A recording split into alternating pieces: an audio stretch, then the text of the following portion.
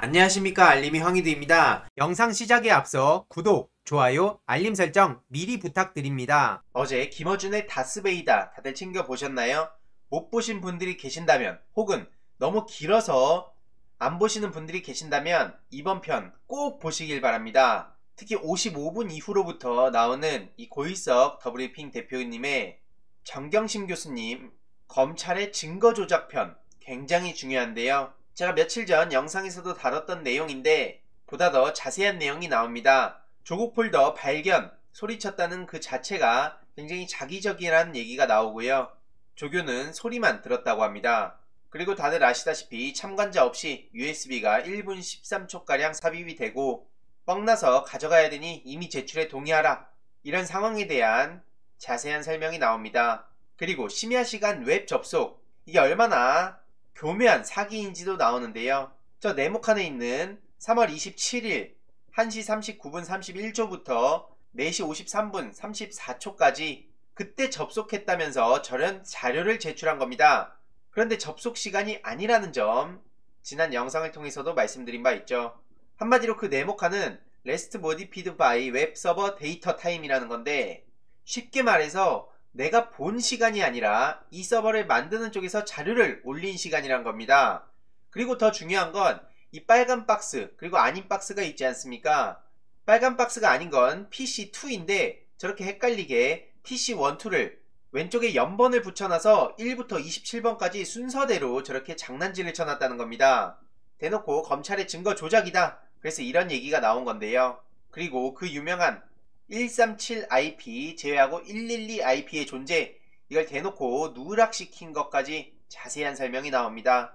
2012년 7월부터 2013년 8월 요 왼쪽의 표를 보면 1년가량이 비어있지 않습니까? 그 1년가량 112IP의 존재가 있는데 이걸 대놓고 누락시켰다는 점, 제가 예전 영상을 통해서도 말씀드린 바 있지만 이번 다스베이다에 자세한 이야기가 나옵니다. 이에 고일석 대표는 페이스북에 입장을 남겼는데요. 같은 내용으로 기사를 2번이나 썼는데도 제대로 전달이 되지 않았던 내용이 다베에서 여러 사람들과 함께 설명하니까 명쾌하고 알기 쉽게 잘 전달이 됐다는 거죠. 평소 김어준 총수가 중간에 끼어들어서 말을 끊고 정리하고 가는 게 정말 싫었는데, 작년에 조국 백서 추진을 알리기 위해 나갔을 때도 그렇고 이번에도 그걸 느꼈는데, 인터뷰이의 입장에서 스스로 조금 늘어진다 싶을 때 기가 막히게 치고 들어와서 훌륭하게 정리를 하고 어떤 건 띄우고 어떤 건 강조를 해서 원래 전달하려고 했던 것보다 훨씬 더 전달이 잘 되게 하는 재주가 있다고 극찬을 했습니다. 그리고 다베에 출연한 4명의 변호사와 1명의 기자는 늘 정리되지 않은 분위기에서 소란스럽게 떠드는 듯해서 마음에 안 들었었는데, 막상 그 가운데서 자료를 내놓으니까 정말 혼자선 도저히 할 수 없는 여러 해석과 보충 설명이 동시에 입체적으로 벌어지는 걸 느꼈다는 거죠. 이 방송을 보시면 어떤 분위기인지 쉽게 알 수 있습니다. 서로의 그 티키타카, 소위 말해서 케미가 정말 잘 맞았는데, 중요한 내용에 대한 핵심도 전달하면서 동시에 재미까지 또 알차게 디테일한 부분까지 설명이 되는 걸 보면서 저도 시간 가는 줄 모르고 봤습니다. 쉽게 말해 내가 한마디를 하면 알아서 마구 띄우고 펼치고 뒤집고 하는 걸 즐기듯 지켜볼 수 있었다는 건데, 이 방송을 보면 여태까지와 완전히 다른 분위기와 충격을 느끼시게 될 것으로 생각한다며, 이게 다스베이다의 힘이고 우리 모두의 힘이라고 생각한다는 거죠. 그래서 주위에도 널리 공유를 해달라는 말씀이고, 검찰의 조작 증거는 배제돼야 되는 거고 아주 당연한 거죠. 검찰의 조작 증거를 인정하면 검찰이 말하는 대로 세상 모든 거를 만들어갈 수 있다는 겁니다. 당연히 이건 잘못된 거고요. 더 나아가서 검찰의 증거 조작은 심판을 받아야 됩니다. 실제로 고일석 더브리핑 대표 기자는 정경심 항소심, 고의누락, 자료 왜곡, 검찰의 핵심적인 2가지 조작 행위로 137IP와 심야시간 웹 접속, 이 2가지에 대해서 2주 전쯤에 기사를 쓴 바가 있습니다. 이 내용에 대해서도 제가 2주 전쯤에 영상으로 다룬 바가 있는데요. 게다가 검찰의 증거 1호 PC, 은폐, 누락, 오염, 기망으로 얼룩진 불법 증거다. 그리고 2편으로는 PC 이미 제출 전 USB 접속, 당황한 검찰의 횡설수설 해명, 그리고 3편으론 모두가 낚였던 마비노기의 진실, 검찰의 현란한 눈속임, 이렇게 직접 기사로 내용을 다룬 바가 있는데, 중요한 건 조국 전 장관을 난도질할 때는 거의 대부분의 언론사가 밤낮 없이 몇 달간을 집요하게 깎아내리지 않았습니까? 그랬는데 그 내용 중에 사실이 아니거나 저렇게 검찰의 증거 조작이 있으면 반대 입장도 당연히 다뤄야 되는 거 아니냐는 거죠. 하지만 지금 조국 전 장관 그리고 정경심 교수 관련해서 얼마나 언론사가 보도를 하고 있습니까?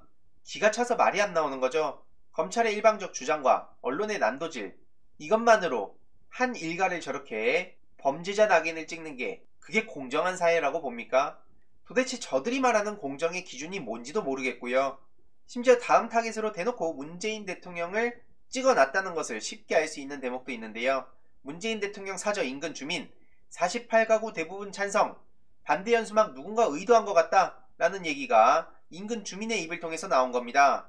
한마디로 평산리 주민 대부분이 문재인 대통령 사저 건립을 찬성한다는 입장을 밝힌 건데요.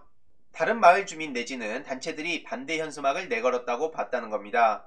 참고로 현재 문재인 대통령 일가가 퇴임 후에 지내게 될 평산마을 사저와 경호시설 신축공사가 일부 지역 주민의 반대로 임시 중단된 상태죠. 지역 주민과의 사전 합의가 없었으니 반대한다 이런 얘기였던 겁니다. 하지만 평산리 주민이 김종배의 시선집중에 직접 출연해서 문재인 대통령 사저가 들어설 평산마을엔 총 48가구가 거주하고 있고 마을 주민들은 찬성한다는 입장을 전했습니다. 오히려 반대한다는 내용의 현수막이 하루아침에 걸렸고 현수막을 내건 단체는 마을 주민하고 정작 어떤 상의도 없었다고 주장했고요. 쉽게 말해 마을 주민들은 좋은 결과를 계속 내고 있었는데 왜 갑자기 지금 이 시점에 반대 현수막을 붙이고 엄프를 하는지 좀 의아하다는 입장을 밝히기도 했습니다. 심지어 현수막에도 주민일동이라고 붙였는데 마을 주민과는 관련이 없는 거라고 입장을 밝혔고요. 현수막을 만들 때 한 개인이나 두세 명이서 한꺼번에 만들어서 붙였을 수 있다 라는 생각이 든다고 하네요. 이에 네티즌들도 저쯤 되면 누군가 배우가 있다고 봐야지 별의 별걸로 대통령 노후까지 방해하나? 지역 주민이 아니고 다른 단체가 고의적으로 선동했다면 경찰은 즉각 수사 구속해라 이런 반응들이 이어지고 있습니다. 계속해서 말씀드리지만 과거에는 조국 전 장관, 현재에는 김어준 총수, 다음으로 문재인 대통령 이 타깃이 명확히 보이는 상황이죠. 이런 상황에 우리 시민들마저 등 돌린다면 누가 앞장서서 사회개혁을 하려고 할까요? 어제 국민의힘의 원내대표가 된 김기현 씨는 민주당에 법사위원장 반환 안하면 강력 저항 받을 것 이런 황당한 경고를 날리게 됐는데요. 네티즌들은 고래고기 행방이 궁금하다. 이 인간은 동생하고 감옥에 있어야 되는데 검찰이 덮어줘서 좋겠다. 여상규 사람 되는 소리 하고 있다. 이런 비판의 목소리들이 이어지고 있습니다. 국민의힘의 잘못은 잘못대로 그리고 민주당의 잘한 점과 잘못한 점은 그것대로 제대로 평가하는 게 필요합니다. 하지만 지금 언론만 보면 기가 차서 뭐라 말이 안 나오죠. 특히 조국 전 장관 일가에 대해선 진실을 반드시 밝혀야 된다 생각합니다. 앞으로도 끝까지 알기 쉽게 소식 전해드리도록 하겠습니다.